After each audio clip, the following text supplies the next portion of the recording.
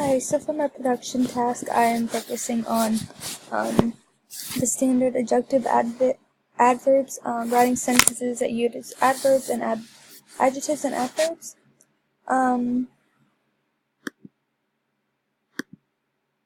So, as a student, I am understanding understanding of using different adjectives rather than simple ones, instead of good and bad, instead of like ugly, beautiful, or ugly, pretty. So for an example, I'm going to use this one. So blue. You could also describe a lighter blue as periwinkle. You could describe pink as salmon, like a lighter pink as salmon, like a lighter orange pink. Smart as sophisticated. Soft as mushy, gushy. And then hard is not easily broken. Instead of using those simple ones, you can add different things to just expand your vocabulary and help you in sentences. So using them in sentences, so you have to kind of think about it. Instead of saying that dress is really ugly, instead say that dress is really hideous and alarming to my eyes. It's like kind of dramatic, but it's also saying like, it's also expanding it, like saying hideous instead of ugly, because ugly is kind of an overused, just simple term.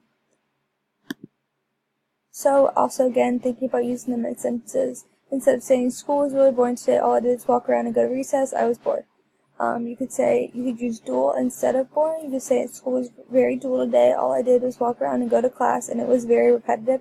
You could use repetitive by just saying like, you do the same thing over and over, and just like kind of just explain why it was dull and what was boring. And then today was very uneventful, like nothing new happened, you've been doing the same things. So this is just an example. Other ways to say good jobs: you were cooperative, being wise, you were brave, you were trustworthy, you were reasonable, you showed strength, you showed zest. Zest is a really good word as well. You showed insight, you showed imagination, you showed graciousness, and you showed integrity. You are magnificent, you are like the sunshine to others, you are a joy, you are going above and beyond. These are just different ways to say instead of good job, like you did good. And it'll make someone feel really appreciated by using different words that you actually think are better.